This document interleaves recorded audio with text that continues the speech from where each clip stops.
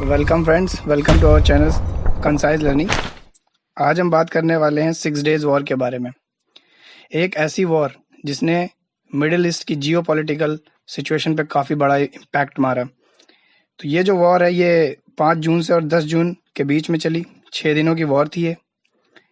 जैसा कि आप चित्र में देख पा रहे हैं, कितने सारे इजरायली टैंक ये वॉर के लिए तैयार खड़े हुए हैं।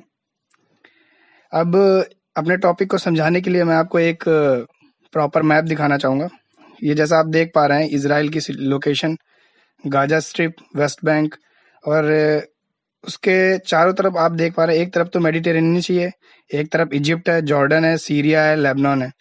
तो इसके चारों तरफ ऐसी कंट्रीज हैं जहाँ पे जो सिचुएशन है वो बिल्कुल भी ठीक नहीं है। वहाँ पे स्टेबिलिटी बहुत कम है। तो इससे आपको समझ में आ रहा होगा। अब मैं आपको दिखाना चाहता हूँ कि ये लड़ाई आखिर किन देशों के बीच में हुई थी। तो ये लड़ाई इजराइल की हुई थी अरेबियन कंट्रीज के साथ। तो कहने के लिए तो मेनली 3 कंट्रीज ने इजराइल पर अटैक किया था या इजराइल ने उन पर अटैक किया था, लेकिन देखा जाए तो लगभग सारी अरेबियन कंट्रीज इसमें कहीं ना कहीं इन्वॉल्व थी। जो मेनली 3 कंट्रीज थी वो उसकी नेबर कंट्रीज थी, जैसा कि आपने पहले स्लाइड में देखा था। वो कंट्रीज थी इजिप्ट, जॉर्डन एंड सीरिया।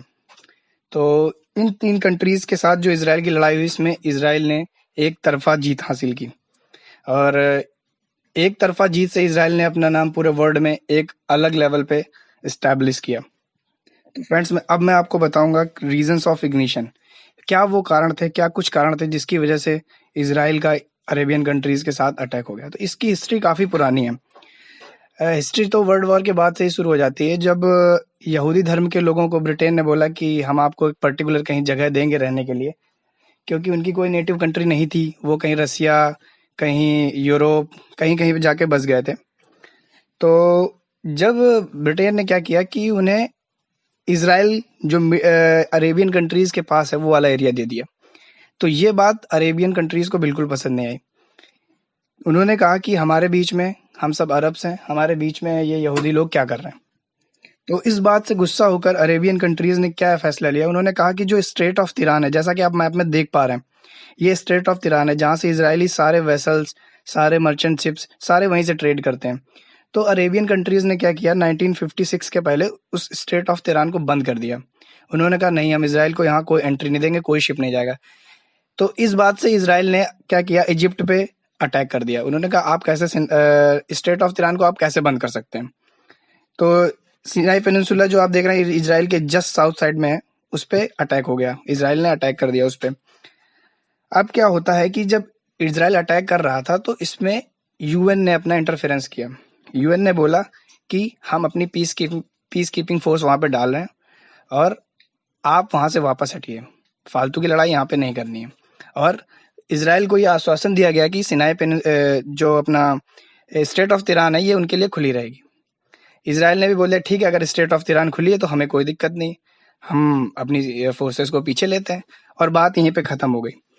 फिर क्या होता है कि मई 1967 से कुछ सिचुएशन बिगड़ना चालू होती है, इनके रिलेशंस खराब होते हैं। इसके कई रीजन माने जाते हैं। जैसे एक मिस इंटेलिजेंस की भी थ्योरी है कि रसिया ने इजिप्ट को मिस इंटेलिजेंस दी कि जो इजराइल है वो आपके अलॉन्ग साइड बॉर्डर में काफ़ी सेना, हैवी आर्टिलरी तैनात कर रहा है, तो ये वो अटैक की तैयारी कर रहा है। तो इससे क्या हुआ, इजिप्ट ने भी अपनी भी सेना बॉर्डर पे लगा दी डिफेंसिव पोजीशन में। अब इजराइल ने क्या सोचा कि इजिप्ट अटैक की तैयारी कर रहा है, तो उसने सोचा कि इससे पहले इजिप्ट अटैक करे कि हमें अटैक कर देना चाहिए। तो मई 1967 में जो इजिप्ट के प्रेसिडेंट थे नासिर, उन्होंने क्या बोला कि हम स्ट्रेट ऑफ तिरान को फिर से बंद कर रहे हैं, यहाँ से कोई भी इजरायली शिप अब नहीं जाएगा, कोई भी ट्रेड यहाँ से नहीं होगा। और इतना ही नहीं, उन्होंने जो यूनाइटेड नेशंस की पीस कीपिंग फोर्स थी उसको भी वहां से हटा दिया। उसको भी कहा कि तुम यहाँ से हटो, यहाँ पे अब हम कंट्रोल करेंगे।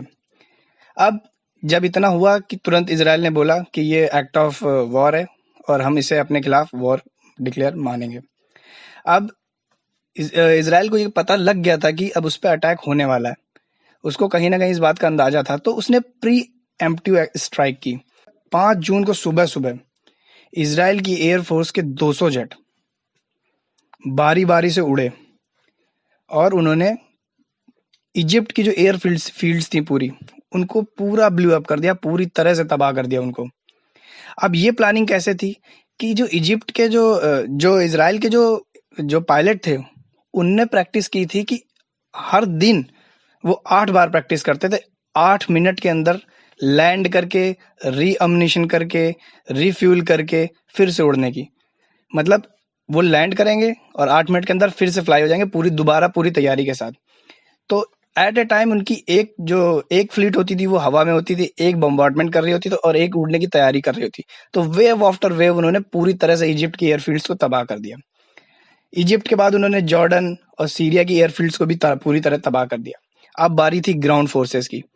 अब ग्राउंड फोर्सेस आगे बढ़ी सिनाई, जैसा कि आप देख पा रहे हैं चित्र में कि ये जो एरो निशान है ये दिखा रहे हैं कि कैसे उनकी ग्राउंड फोर्सेस आगे बढ़ी और उन्होंने इजिप्ट के पूरे सिनाई पेनिनसुला को 4 दिन के अंदर ओवरकम कर लिया और पूरे एरिया पे उनका कब्जा हो गया।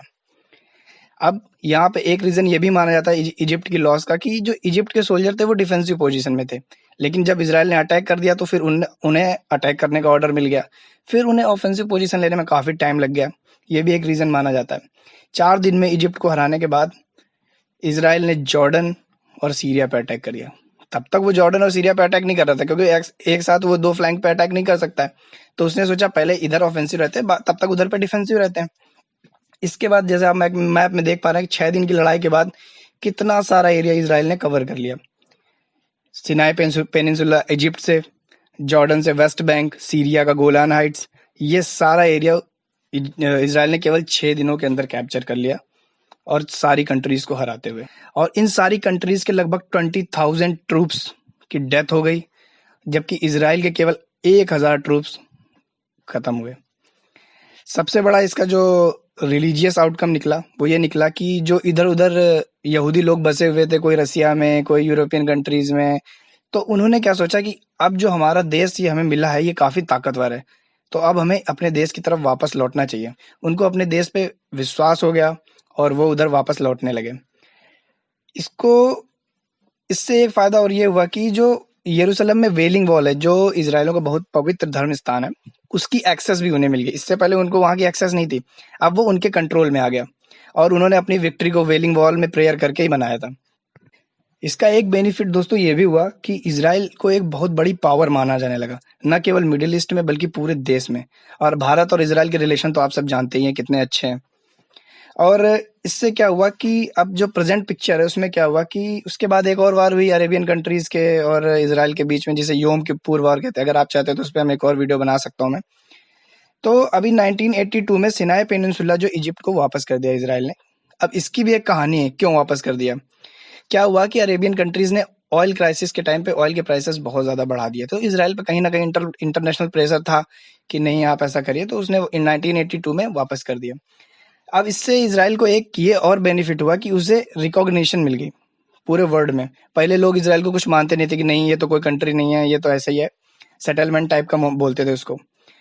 लेकिन जो गोलान हाइट्स उसने कैप्चर किया तो वो बहुत ही स्ट्रेटेजिक लोकेशन थी। तो सीरिया की गोलान हाइट्स का उसने कुछ हिस्सा वापस कर दिया सीरिया को, बाकी मैक्सिमम हिस्सा अभी भी इसराइल के पास है।